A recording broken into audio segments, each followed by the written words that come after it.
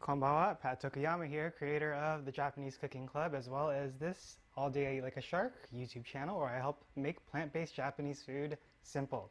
If this is your first time here and meeting me for the first time, make sure to say hello in the comments below so I know that you're watching from.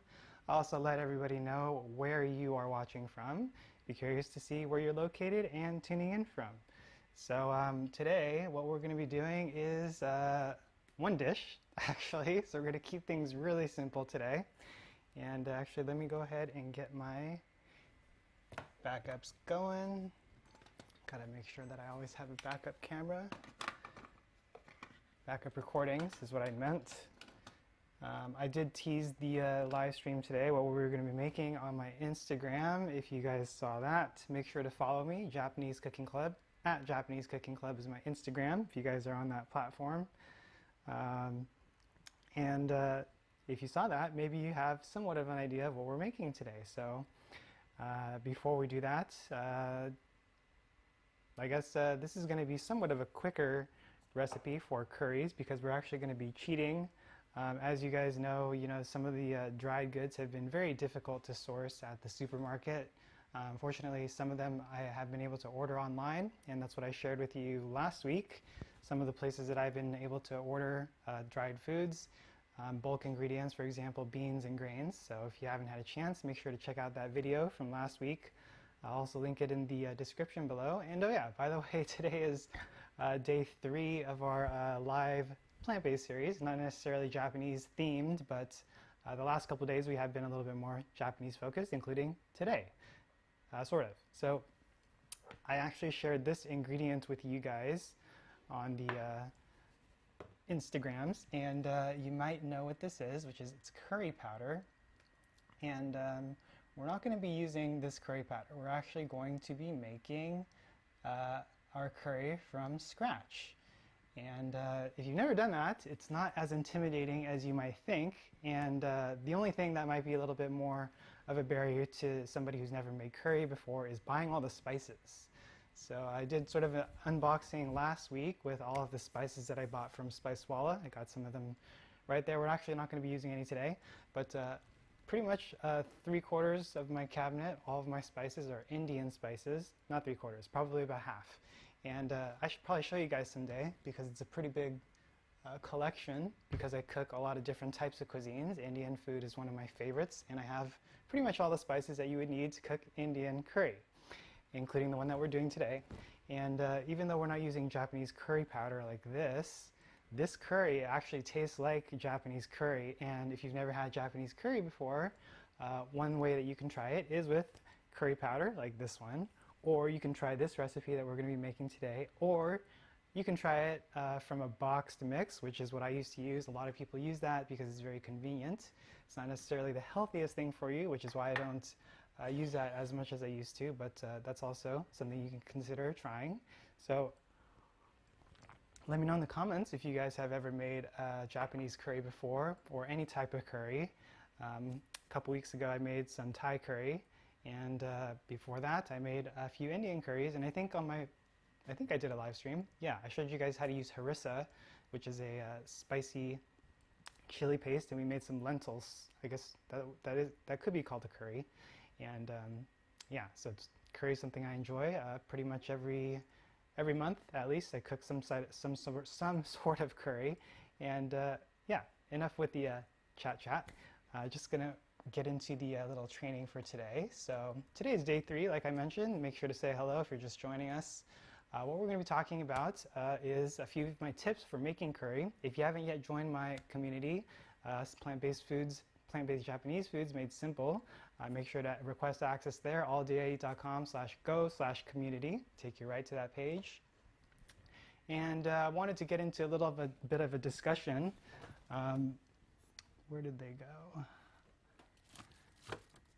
So if you guys are able to tell me what this is, you're pretty smart. This looks like some brown stuff from a glass container. But wanted to just bring this up for discussion today. I thought that it's pretty important given our current circumstances. And do you see these things as an opportunity or as a problem?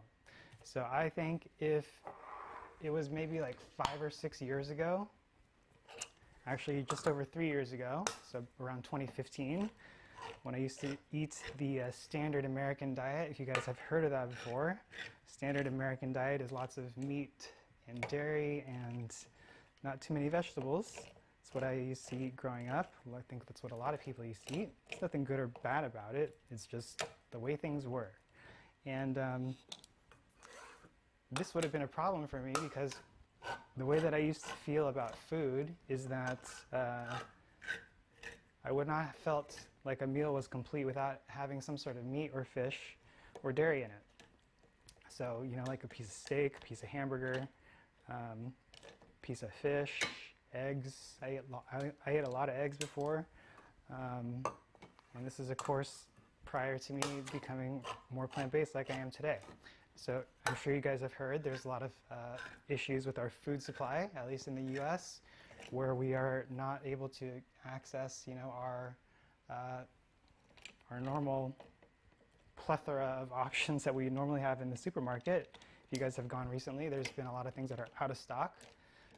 For example, like chicken, butter, even tofu. They limited the amount of tofu that you can buy at the Japanese market. So you can only buy 2 blocks at a time, or per family, because people are hoarding, which makes sense about the limiting part. So yeah, is this a problem for you or is it an opportunity? And that's your choice, 100% your choice. You always have a choice in terms of what you want to see, what you want to believe. The way that you see the world, the way that you think about the world, and the way that you believe is what you're going to get. So for me, I actually think that this is an opportunity to cook more at home, try new things, maybe become more efficient, maybe learn a new skill, and be more healthy, because cooking at home is one of the healthiest things that you can do, and it also saves money, and the food usually tastes pretty good, at least once you get used to it and start to practice more. So the first thing that we're going to be doing here is prepping our vegetables. I didn't do any prep today because I was kind of busy with work, but we're going to be making a curry with chickpeas, some bell peppers, a bunch of Indian spices, and some Shio-koji, which, if you guys know, is one of my favorite ingredients. And these are just canned chickpeas. I'm going to drain the aquafaba, which is the thick viscous liquid here, and we're going to save this for a different recipe. And you can actually freeze it. It freezes really well. It's a good egg substitute. I use it all the time for baking and stuff. I'm curious if you guys use aquafaba at all. This is not a big enough bowl. But you can also make aquafaba from white beans also. It doesn't necessarily have to be from garbanzo beans. So you can even do it with red kidney beans. That's another good bean juice that you can use. Great way to use non-egg egg substitute in something like chocolate cake, cupcakes, anything that calls for egg. And anything that, especially if you're going to be using the kidney beans, the red beans, they have a little bit of a stronger flavor, in my opinion, than chickpeas and white beans. So chocolate makes a good cover-up. So what was I going to say next? Okay, so today what we're going to be doing is curry, right? So we're making curry today, but without curry paste. So even though I showed you the curry powder, wherever I put it, that Japanese curry powder, you got to use Japanese curry powder if you want Japanese flavor. So make sure that you do that if you're not going to be trying this recipe.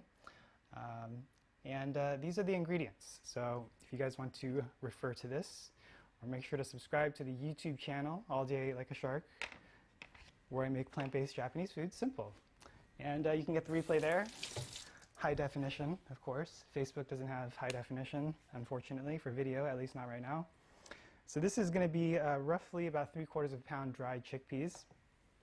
And what we're going to be doing, if you're going to be using dried chickpeas, obviously you want to soak and cook them. These are already soaked and cooked, so that's a time saver. But normally I prefer to use the dried version, but because of supply, I was not able to get dried beans prepared in time. So anyways, there's all the chickpeas. Save the aquafaba for later.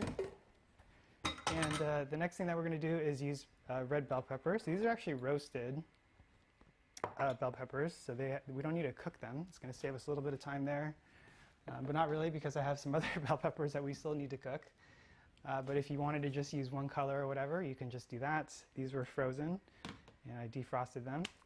We're also going to be using about 2 to 3 cups of spinach, so you can use some kale if you want. Any kind of green like Swiss chard also works. Broccoli rabe, that's another one that you can use. This helps to add some iron and additional nutrition and color, so this is going to be a very colorful curry. And then on top of that, we are going to be using some onions. These are caramelized onions, if you didn't know. I made a good big batch the other week, and I think this is about 5 or 6 onions cooked down, and so they're nice and brown. So this is what they look like, if you want to see close up. This is a pint, so this is about 2 cups worth of caramelized onion. So that's a secret ingredient for Japanese curry. And if you've ever tried making it from scratch, and if you didn't, and it didn't turn out to the way that you thought it would, you got to ask yourself if you used caramelized onions, because it makes a big difference. The flavor is a lot more complex. It's slightly sweet, and it makes a difference. So whenever I don't remember what it was, the first time I tried making curry from scratch with caramelized onions instead of just slightly browned onions, I realized that was one of the mistakes I was making, and I always caramelize my onions whenever I make curry from scratch. So keep that in mind, especially for a Japanese kare raisu. Also, ginger and garlic paste, which is in the refrigerator. That's another key thing that you need, especially if you are going to be making a lot of stir fries, Chinese, Japanese, Korean even. I need to make some more, but this is my ginger garlic paste. I also make a really big batch of this stuff, and it's almost gone. So basically it's 50-50 ginger and garlic. I just process it all in a food processor, and this is what you're left with. So we're going to probably use this entire thing. And then about 6 to 8 tablespoons of Shio-koji. So this is the homemade Shio-koji here. If you don't have homemade, it might be a little bit saltier, because I make my Shio-koji lower sodium. So it can range depending on who makes it. But this is going to be what we're going to be using for additional umami and flavor. If you don't have Shio-koji, don't fret, just use about a tablespoon of salt. So those are going to be our main ingredients. I'm going to go ahead and turn on my pan here, get that started. These are the spices. So first, we're actually going to be making a sort of like a, can't think of the word. There's an Indian term for when you cook the spices in oil first. It's not, is it tadka? I forgot. Anyways, you're supposed to cook the whole spices in oil to bring out all the flavors, and then you can either set it aside and you're going to add it back in later, or you can add all the vegetables like the onions and the garlic and stuff, and then cook it in the spices. So we're going to sort of follow that principle there. And we're just going to be using some olive oil, as well as some cumin seeds, and some red pepper flakes. If you don't like your curry too spicy, go easy on the pepper. You could also use a whole red pepper if you want. And once that starts to sputter and get fragrant, what we're going to do is add in the vegetables, and then the spices, and then a little bit of water, and then that's going to be it once all the things get mixed together. So let me see, olive oil is what I was looking for. Olive oil. So we're just going to be using about a quarter cup roughly.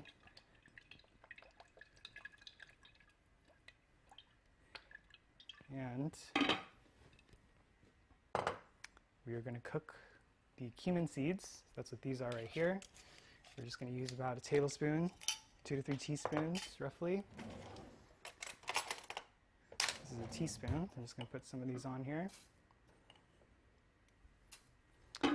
And the red pepper flakes, the new red pepper flakes.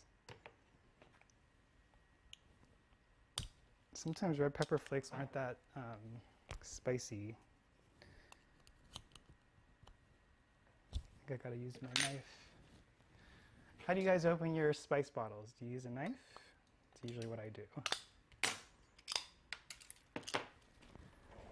Alright, so I'm just going to put about a half teaspoon in because we're going to add some red chili pepper, which is also spicy, so I'm not going to put too much red pepper in. So it depends on your flavor or your taste, but there are ways that you can actually get around making it a little bit less spicy or spicy with a little bit of relief from the spice, depending on how you serve it, which we'll be talking about in just a little bit. Okay, so while that's going, I'm going to get my spatula ready. We can go ahead and prepare the vegetables because that's going to be the other time-intensive part. So we kind of cheated today. I already had the onions, which take a pretty decent amount of time to caramelize, if you guys know about that. Same with the chickpeas. We cheated by using the canned chickpeas. So if that's what it takes for you to cook plant-based, then I think you should do it because that's where it makes a difference. So baby steps, all about baby steps. And I think for you guys that are somewhat familiar with plant-based foods, you guys know that whole food plant-based foods is where that's where all the benefits come from. Somebody's at the door, but I'm not going to answer because I'm cooking. So yeah, whole food plant-based foods, not processed foods, whole food plant-based foods. That means vegetables that are whole and not processed is what you want to eat. So for the most part, I usually cook from scratch. I use very little pre-made things, definitely not as much as I used to use. And you guys make a lot of Japanese food from those pre-made mixes and seasonings and things like that. You guys know it's super convenient, but they do have a lot of preservatives and coloring, and so it's not the best thing for you. So anyways, we're just going to cut these into small bite-sized pieces. You can cut it however you want, actually. And I'm actually going to just do maybe about a half of a bell pepper from here, and then here as well. So we're going to do about 1.5 bell peppers. And then we're going to cook it in that pan. You can actually cook this, I should have put something under here. You can actually cook this on a separate pan and brown it. That'll help to bring out the flavors, which we'll get into in just a little bit. And it's a key tip there. So there's that. You can see the, I don't know if you can see this. I need to move this over, so give me a second.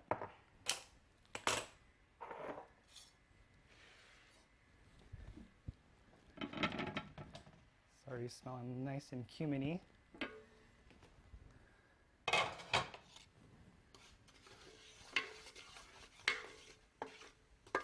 I'm just going to cook this for maybe another like 10 seconds or so. Once it gets fragrant, then you are good to go and add in all the other stuff. So that's that. And I don't think I finished going through the spices, so if you guys didn't catch all those spices, chili flakes and cumin we already did. We already did the olive oil. Next we're going to add in all the coriander, 2 tablespoons, about 1 teaspoon of red chili flakes, also a teaspoon of turmeric powder, 2 teaspoons of black pepper, freshly cracked, of course, always, and 2 teaspoons of fenugreek powder.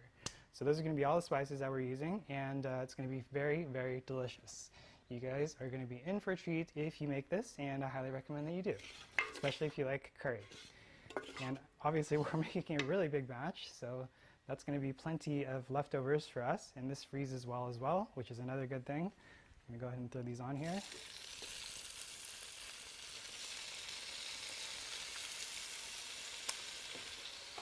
And while that's going, I'm going to pull out one of these little roasted peppers. We'll just do one for now.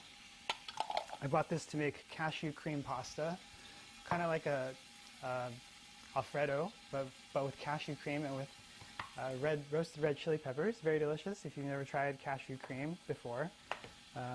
It's really cashew milk, but cashew being super rich, it makes for a very good Alfredo type of consistency and substitute.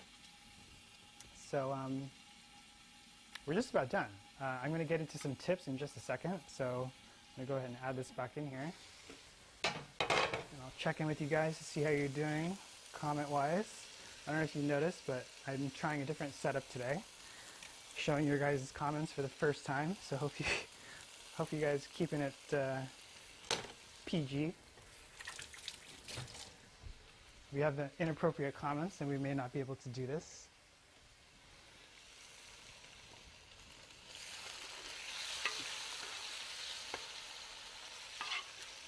All right, so there's the bell peppers.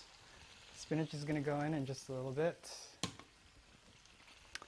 And we already did the onions, so if you didn't caramelize your onions, you want to do that ahead of time.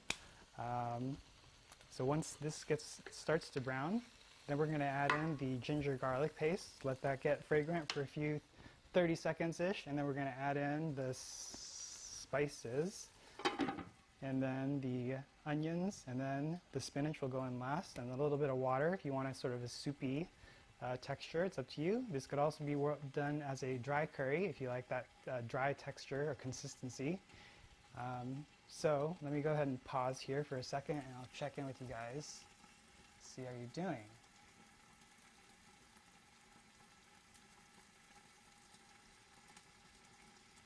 All right.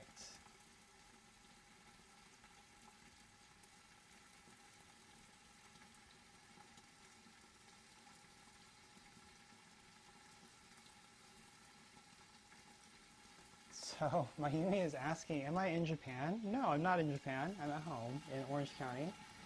Pamela says, hello from LA. Hello, Pamela. Good to see you. Carrie says, hello again. Hi, Carrie. Long time no see. She's from Houston. Hope you're doing well. Yeah, Pamela says it's a staple, Japanese curry for kids. Definitely. Sharon or Robinson. Hello, Sharon. Let us know where you're watching from. Let me know if you have any questions. Marilou, hello Marilou. Great food, thank you for the compliment. Who makes it non-PG? I'm not sure what you're talking about, Mayumi. But anyways, I think that's it for now. So let me share a few tips of mine. Let me know what you guys think if you have any questions. But I put together a few tips for you guys to help make your curry adventure, your next curry adventure, one of your best. So the first thing that I'm going to tell you about is of the 11 tips for your next Japanese curry adventure, or even Indian curry or Thai curry, whatever you're going to be making. These are some things that you can consider, write down, take some notes, watch the replay after this, and catch everything that you missed the first time around. So the first thing is to make a big batch of ginger garlic paste. Like I told you, this stuff is like the best, and especially if you love ginger and garlic, and especially if you make a lot of stir fries like curries and other things. So this is about 2 tablespoons worth, so we're going to use all this. So make a big batch of that. It's just 50-50 ginger and garlic, processed in a food processor and stored in a glass jar. You can also freeze it as well. And there's many different variations. Some people like to put spices or oil in there, but I like to just keep it clean.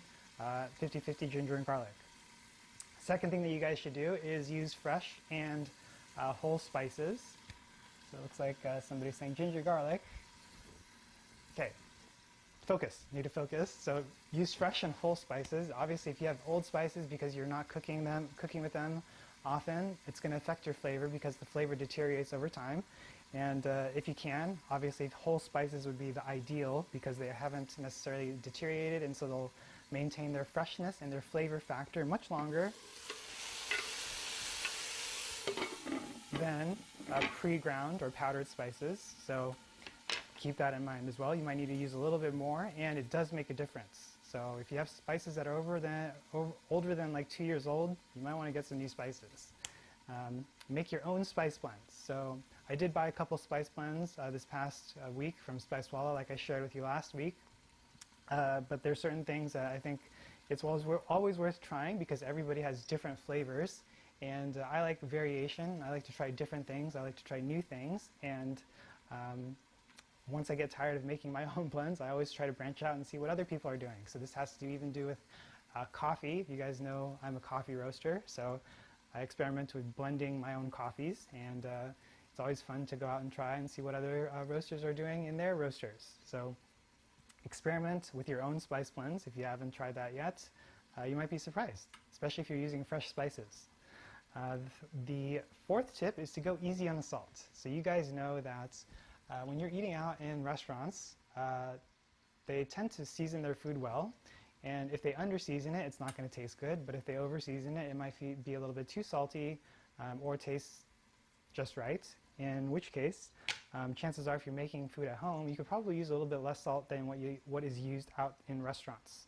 So I always go pretty easy on the salt as much as I can because it can cause hypertension, high blood pressure, so a lot of salt is not good for you, as you guys know, especially if you have certain chronic illnesses like diabetes, for example, or heart disease. So you don't want high blood pressure plus those two chronic diseases because it can increase your risk for bad outcomes. So that's something to consider as well. If you haven't, go easy on the salt. Go easy on the oil also. So if you guys have ever eaten at an Indian restaurant, American Indian restaurants, they tend to use a lot of oil, like a lot, way too much oil. Every time I get Indian food at a restaurant or if I get takeout, which I don't do as much as I used to do, it's always like soaked in oil. And I don't know why they do that.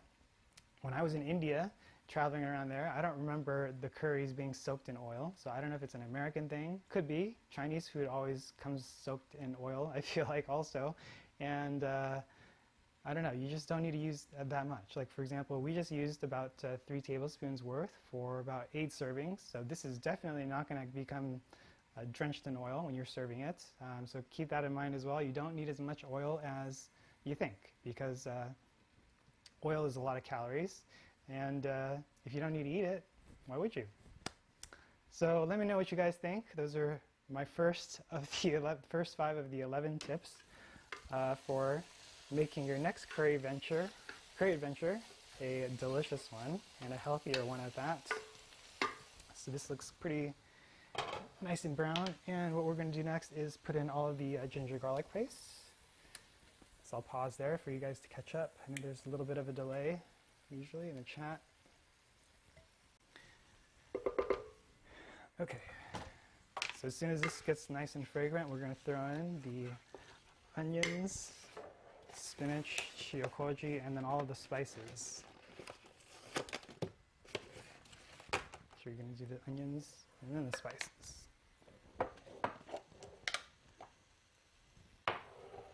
Okay, so there's coriander powder, turmeric, and cumin seeds we already used.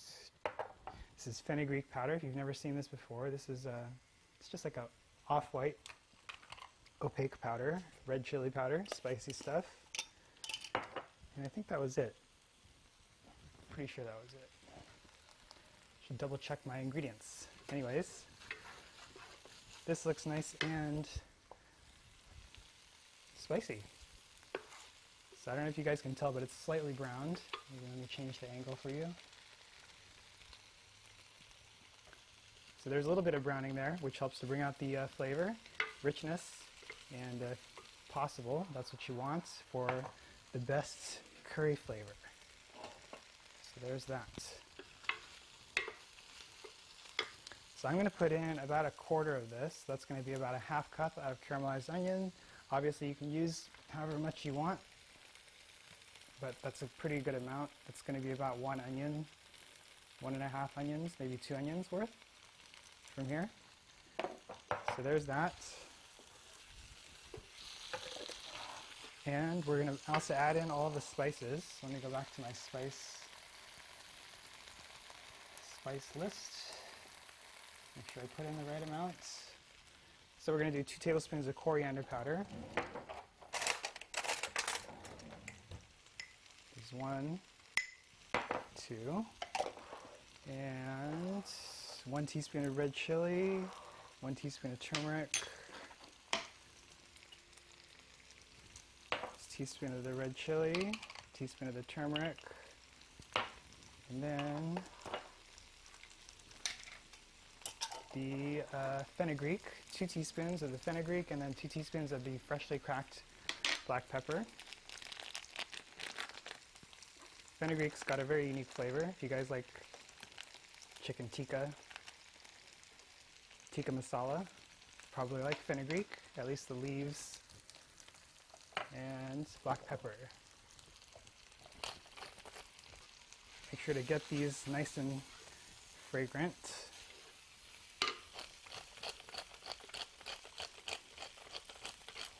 And I usually like to vary my curries. So today we're just doing one. Sometimes I do 3 up to 4 curries is the most that I've done at once. You guys know it's efficient to batch cook. That's what I do.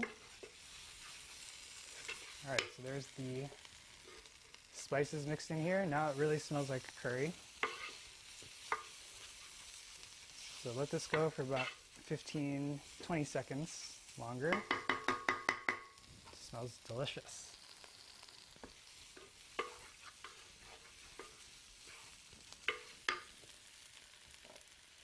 Okay, so for the next tips, are you guys ready? So here are the last 6 tips for you.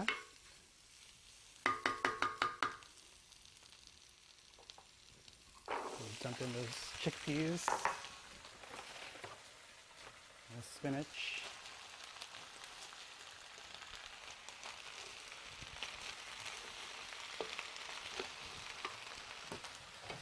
Oops. And let that cook down. So the 6th thing is to brown your vegetables. So as I told you, I kind of cheated because we already caramelized the onions.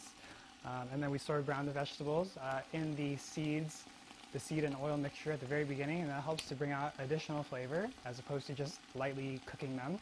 So make sure that you brown your vegetables. The Maillard reaction is what causes the browning, and that causes caramelization, a little bit of sweetness, a little bit of toasty flavors, which are always delicious. And the 7th tip is to batch and scale your recipe. So obviously, I cannot eat all this I cannot eat all of this, so this is going to have leftovers, and I did that intentionally because I like to save time. I value my time, and I don't want to be cooking all the time, especially when I get busy. And so I usually scale up recipes, and I freeze the leftovers. So if you guys are sensitive, or if you guys are mindful of your time, if you care about your time, the way that you spend it, that might be something that you want to consider doing going forward if you don't already do it. And the same thing goes with doing all the food prep. So if you can, prepare all the ingredients once as opposed to doing it once, doing it again and again and again, that's going to, take a lot more time than necessary. So make sure you consider doing that. And I actually posted a video. I don't know if you guys saw it on my YouTube channel. I'll do like a Shark TV. Make sure that you subscribe if you haven't yet for more plant-based Japanese videos like this one, on 5 simple steps that you could do to cook more plant-based foods. So that's one of them. The 8th tip is to make a couple different types of curry. So this is similar to what is done in Japanese cuisine, traditional Japanese cuisine, and Indian cuisine even. So if you've ever been to traditional, or I guess, yeah, more of a traditional restaurant for Indian food where they serve you like a thali, which is kind of like a set meal where they have a bunch of different curries on a dish. It's usually like a stainless steel plate, and they have like a main curry, and then they have like 2 or 3 side curries and a soup or something like that, plus pickles, plus the raita, which is like a yogurt sauce. That's what I mean. So 2 to 3 different types helps to keep things very interesting, because chances are, if you love food, if you're a foodie like me, you like to eat different things. So for me, I'd rather eat 2 or 3 different curries at once and alternate the flavors as I'm eating, as opposed to just one curry. So I'm not really a one dish type of person. So that's something that I think will help you in your next curry adventure, if you don't do that already, is to try making a couple of different types. So you can make this big batch on one day, and then maybe later in the week make another batch, and then a few days later make another batch, and then by the end of the week you'll have 3 different curries that you can try. So now I'm going to put in the Shio-koji here. So if you don't have Shio-koji, just use some salt. I'm going to do about 6 tablespoons here. 5, is that 5? 6, 7. I think that was 7. And we're going to put in a little bit of water. Cook this down. Obviously you can make it as soupy or as dry as you want. It's up to you. And then, I think that was everything. I do have a surprise for you. in just a little bit. So that was the 8th tip, to make different types of curries, and then the 9th is to serve it with pickles or raita. So like I mentioned, raita is the yogurt sauce which helps to cool your mouth. And if you've ever wondered why they serve the raita with Indian curries, it's because Indian curries tend to be spicy and the raita is cool. So it has fat, has protein, and the fat and the protein help to absorb the lipid, what are they called? Lipophilic spicy compounds from the curry and relieve that feeling of feeling spicy in your mouth. So you can make a simple raita with just some yogurt, maybe some mint, or some cumin and salt. There's all kinds of different recipes, so you can make something very simple and try it out if you've never tried it before. That's a great way to have some contrasting flavors with your food. And then, of course, since we're doing sort of a Japanese type of curry today, even though I'm not using Japanese curry powder, this is fukujinzuke. Fukujinzuke is a combination of many different vegetables here. If you've had curry before, you might have seen this. I made this as part of the Otsukemono workshop last year. Some of my Japanese Cooking Club members know about this. And it's one of my favorite pickles, my favorite Japanese pickles, because it has so many different colors and textures, for one thing. And then the second thing is that it's very delicious with curry. So I'll be sharing a video recipe for that in the near future sometime. So be on the lookout for that. And I think the last couple tips, vary the carbs. So I love my carbs. Carbs are one of my favorite parts of any meal, whether it's bread at the beginning of a meal, rice during the middle or end of the meal. Love it all. And with curry, there's a lot of different things that you can actually serve with your curry. So one of them obviously is basmati rice. If you're doing an Indian type of curry, you can just use straight brown rice as well. Plain short grain white rice is another good one.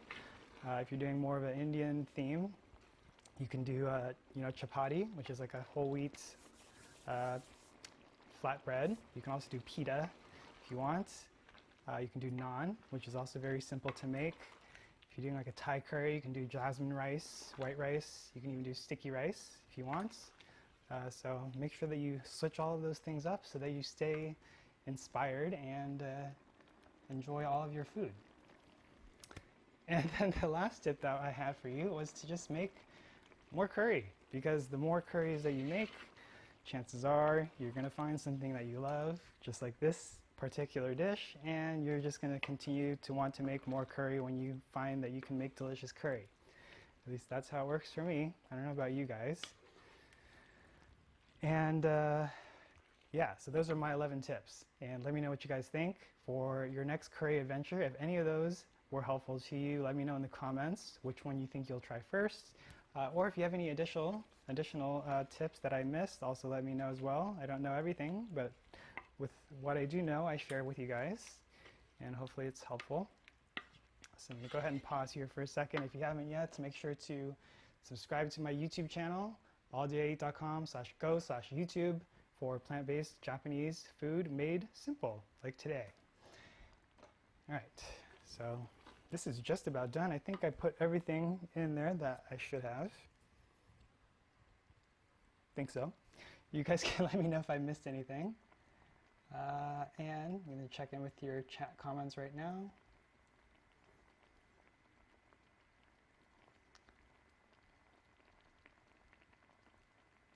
All right. Pam says ginger garlic paste next. Awesome. And Mayumi says curry venture, cute. Fenugreek is a type of herb, and I guess you can use the herb and you can use the seed. I have some seeds here. These are black mustard seeds. The fenugreek seeds are just like white seeds, and is this fenugreek? Yeah. Show you what this looks like up close.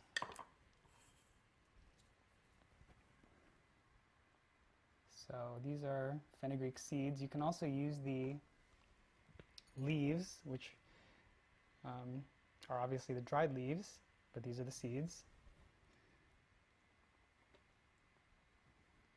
And we're using the powdered version of it. It's got a very unique flavor. It smells like curry even without the curry. Well, yeah, it does. Because we made the curry powder from scratch. So this is obviously the, if you guys didn't know, this curry powder, Japanese curry powder, it's a blend of spices. And I'll tell you what's in this one. This one actually has coriander, cumin, chili seeds, fennel, red pepper, cinnamon, cloves, nutmeg, bay leaf, and allspice, black pepper, and garlic. So that's what's in this one. And we just made something quite similar, which is why this kind of tastes like Japanese curry. And yeah, so does that answer your question, Mayumi? Good question, by the way.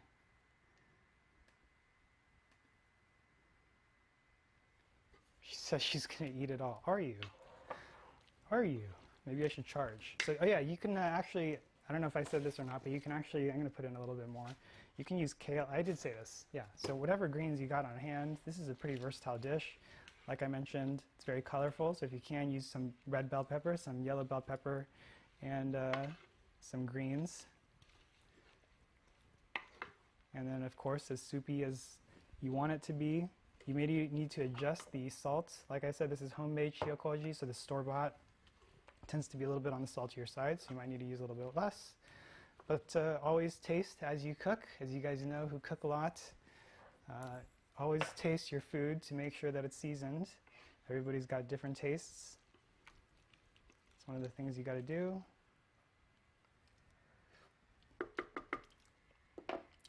Yum. All right. I think this is it.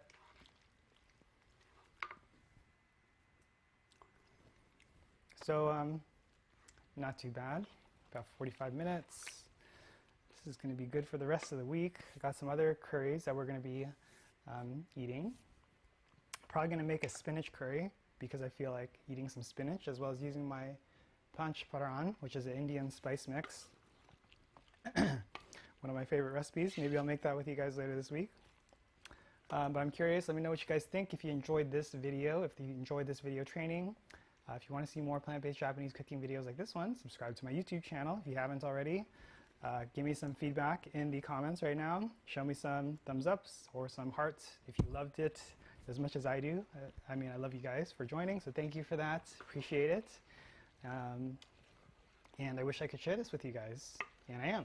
So make sure to look out for the recipe, and then the video replay will be available on my YouTube channel, and then the recipe will be available on my blog, alldayeat.com. And going forward, what we're going to be doing is a few more episodes for this first season of plant-based cooking before we wrap things up in the end of the month. So keep an eye out. We're going to probably do these on Tuesdays at the same time, 5 o'clock. And hopefully you will be able to get additional experience and inspiration from these. And I think that's going to be it. So let me check in one more time.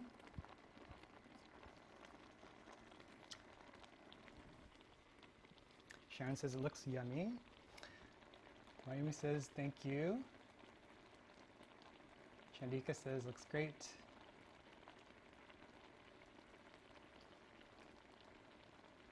Brandon says, this was great also. Thanks for joining, Brandon. Good to see you. And everybody else who is being quiet on the sidelines, you wallflowers out there, don't be shy. Nobody is here to hurt you. This is a safe space, and especially so my community's always in there watching what's going on. And look forward to getting to know you guys better on my next live stream. Keep an eye out for the replay if you haven't seen all of this yet, and I think that's going to be it. So I'll give you guys a few more seconds to chime in if you have any comments or questions, feedback. And if you think anybody else would benefit from this, share this with them, tag them in the post for the replay. Tag me on Instagram if you decide to make this at Japanese Cooking Club. I'll reshare it and would love to feature you on my profile as well.